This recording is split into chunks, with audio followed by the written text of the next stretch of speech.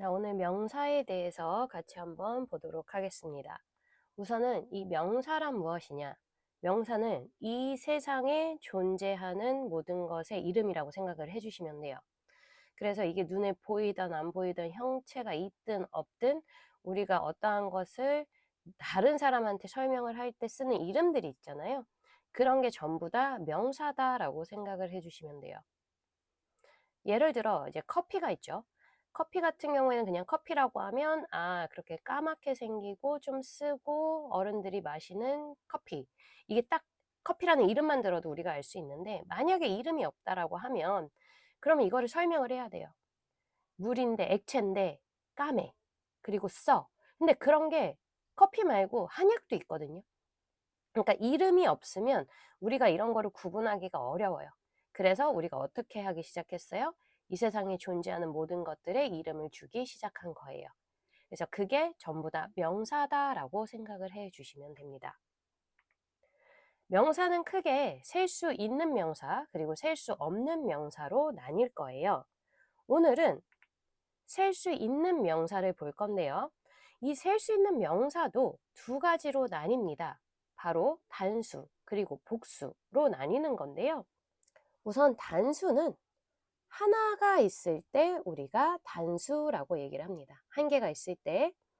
복수는요, 두 개 이상이 있으면 복수다라고 생각을 해 주시면 돼요.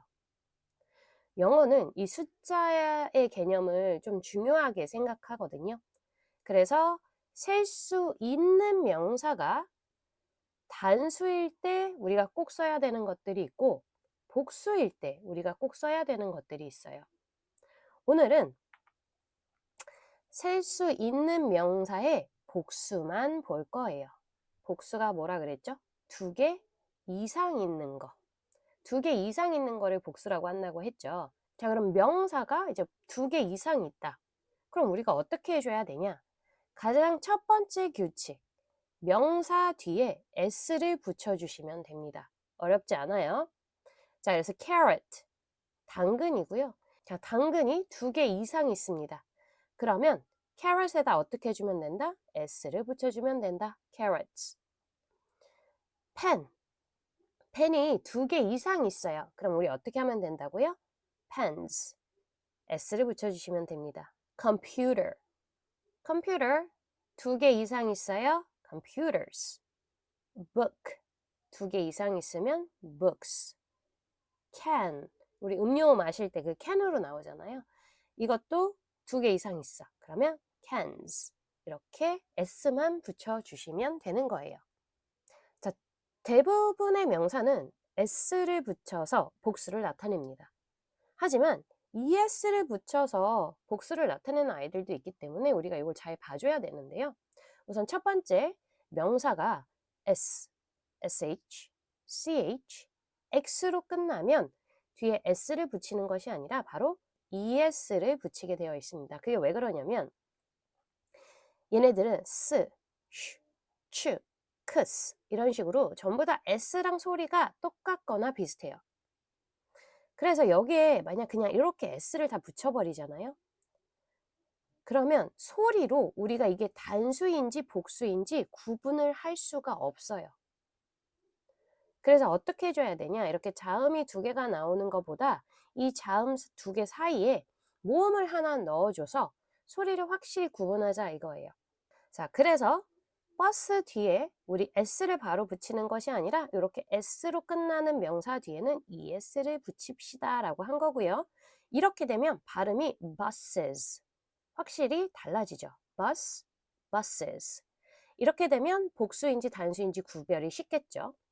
dish도 똑같아요.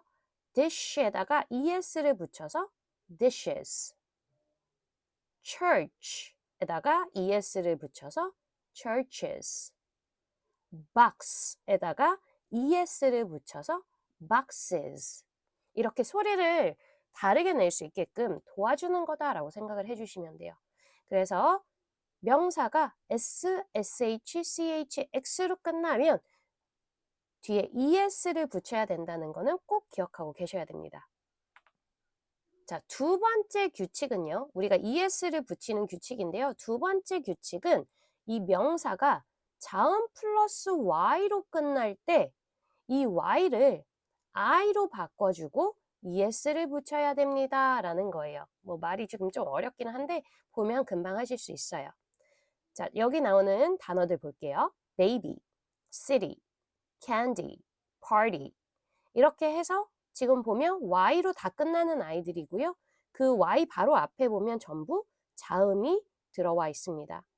선생님 저는 자음 모음을 모르는데요. 그럼 안 돼요. 반성하셔야 돼요. 자, 자음이라는 것은요. 모음을 제외한 나머지를 다 자음이라고 해요. 그럼 모음이 뭔지를 알고 계셔야 되는데 영어 모음은 쉬워요, 여러분. A, E, I, O, U 이 5가지를 모음이라고 합니다. 나머지 B, C, D, F, G, H 등등등 이 아이들은 자음이겠죠. 자, 이렇게 자음 플러스 Y로 끝나면 여기에 그냥 바로 S를 붙이는 것이 아니라 이 아이를 자음까지는 그대로 써주셔야 됩니다. 이제 Y를 I로 바꾸고 이 S를 붙여주시는 거예요. babies. 그럼 city는 T까지 써주시고 Y를 I로 바꾸고 ES를 붙인다. candy 똑같죠? 자음까지는 그대로 써주시고 Y만 I로 바꾸고 ES를 붙인다. candies. 그리고 party도 똑같아요. 자음까지는 쭉 쓰고 Y를 I로 바꾸고 ES를 붙여서 parties라고 나타내주면 된다는 거예요. 자, 그럼 여기서 자음 플러스 Y를 강조하는 이유가 있어요. 왜? 모음 플러스 y일 때는요. 우리가 y를 i로 바꾸고 es를 붙이는 걸 하지 않습니다. 모음 플러스 y일 때는요. 그냥 s만 붙이시면 돼요. 자, 그래서 여기 보시면 key, 지금 보면 여기 2, 5, 5 전부 다 모음이죠. 모음 뒤에 y가 왔으면 얘는 어떻게 바꾸면 되냐? key 그대로 쓰시고요. 그 다음에 s만 붙이면 된다. keys. toy 똑같아요. toy 그대로 쓰시고 s만 붙이시면 됩니다. toys. boy도 똑같죠. toy, boy 생긴 거 비슷하게 생겼죠. 그냥 s만 붙여주시면 돼요. 자, 다시 이제 요번에 es를 붙이는 규칙을 하나 더 볼 건데요. 이번엔 명사가 f 또는 fe로 끝날 때 f나 fe를 v로 바꾸고 es를 붙여야 돼요. 자, 그래서 지금 보면 leaf라고 있어요. 나뭇잎이죠. 나뭇잎이 여러 개가 이제 뭐 바닥에 떨어져 있다라고 하면 얘를 복수로 바꿔주셔야 돼요. 그럼 어떻게 하면 되냐? F를요. V로 바꾸신 다음에 ES를 넣어주시면 돼요. leaves. 이렇게 되죠. life. 자, 여기는 FE죠. FE도 똑같이 해주시면 돼요. LI 쓴 다음에 FE를 V로 바꾸시고 ES를 붙여주시면 됩니다. lives. thief, F로 끝나요. 그러면 다른 건 그대로 써주고 F만 V로 바꾸고 ES 붙여서 thieves. knife, 칼이죠, 칼, knife. 그대로 써주시고 이 FE를 V로 바꾸시고 ES를 붙여서 knives 이렇게 나타내 주시면 된다는 거예요. 요 F로 끝나는 것 중에 예외가 하나 있거든요. 요거는 그냥 한 개만 있어서 여러분들께 말씀드리면 roof, 지붕이라는 건데요. 이 지붕은 그냥 바로 s를 붙여버립니다. roofs. 그래서 요거는 그냥 기억해 주세요. 자, 그리고 이제 es를 붙이는 마지막인데요. 명사가 o로 끝나면 뒤에 es를 붙인다라고 저희가 배워요. 그래서 tomato, potato, hero, echo 얘네가 지금 전부 다 o로 끝나잖아요, 여러분.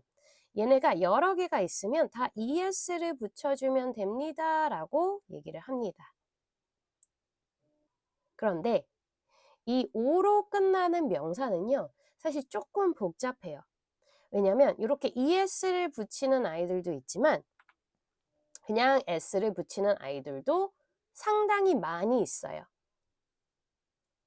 그래서 지금 보시면 memo라는 거 뒤에 s 붙이고 photo는 s, piano s, logo s 얘는 전부 s를 붙이거든요. 그럼 이제는 여러분들이 많이 헷갈려 하세요. 대체 언제 es를 붙이고 언제 s를 붙여야 되지? 예외라고 하기에는 이렇게 s를 붙이는 아이들이 너무 많거든요. 그리고 요 s 붙이는 건 요렇게도 많이 하세요. 모음 o로 끝나는 아이들 뒤에는 그냥 s를 붙이면 된다라고 하시는데 여러분 지금 여기 있는 단어들 보세요. 이 o 앞에 있는 이 아이들이 모음입니까? 자음 아닌가요? 이거 자음인데 지금 자음 플러스 오거든요. 근데 얘는 es 안 붙이고 s를 붙였단 말이에요. 그러면 선생님 저는 이걸 어떻게 해야 되나요? 이걸 다 외워야 되나요? 외우기에는 사실 너무 많아요, 다. 그래서 여러분들이 조금 쉽게 구분하실 수 있는 방법을 말씀을 좀 드리려고 해요. 자, 지금 보시면요. 이 앞에 나오는 자, tomato, potato, hero, echoes. 얘네는 전부 다 복수를 나타내실 거면 es를 써 주셔야 돼요. 이런 식으로요. 그리고 memo, photo, piano, logo. 얘네는 전부 s를 써 주셔야 돼요. 아까도 얘기했지만 예외라고 그냥 우리가 외우기에는 너무 많아요, 단어들이. 그래서 제가 요거를 설명 한번 드려 볼게요. 자, 타임라인을 한번 요렇게 그려 볼 거고요. 자, 여기가 year 0라고 해 볼게요. 그럼 지금 우리는 2026년에 살고 있고요. 그리고 당연히 우리가 이제 살지 않았던 아주 옛날 뭐 공룡이 살았던 그런 시대들이 있겠죠. 보통 요렇게 es를 붙이는 이 단어들 tomato, 토마토, 감자, 영웅, echo는 메아리 이런 거거든요. 요런 것들은 공룡이 살던 시대에도 충분히 있었을 것 같아요. 그쵸? 그래서 이런 아이들 뭔가 year 0를 중심으로 그 전에 또 있었을 것 같은 단어들은 저희가 es를 붙인다라고 합니다. 그러면 요 단어들 볼게요. memo, photo, 사진이죠. 피아노, 로고. 우리 뭐 피기뱅크 영화관도 로고가 있는데 이런 것들은 사실 이 시대에 있었을 것 같지는 않거든요. 그쵸? year 0를 중심으로 제가 봤을 땐 그 이후에 만들어진 것들이 아닌가. 자, 그런 경우에는 저희가 그냥 다 s를 씁니다. 사실 오로 끝나는 단어에 이렇게 이를 붙이는 거는 좀 쓸데없는 짓이에요. 왜냐면 이미 모음으로 끝나거든요. 근데 거기에 굳이 모음을 하나를 더 넣는다? 얼마나 쓸데없습니까? 그러다 보니 뭐 옛날에는 이제 요게 규칙이어서 요렇게 썼었는데 사람들이 말을 하면서 언어는 바뀌잖아요. 이 모음이 쓸데없다고 생각한 거야. 모음 뒤에 누가 모음을 또 붙여 굳이. 그래서 그냥 어떻게 하기로 한 거예요? 간소화하는 거죠. 그냥 s만 붙이자.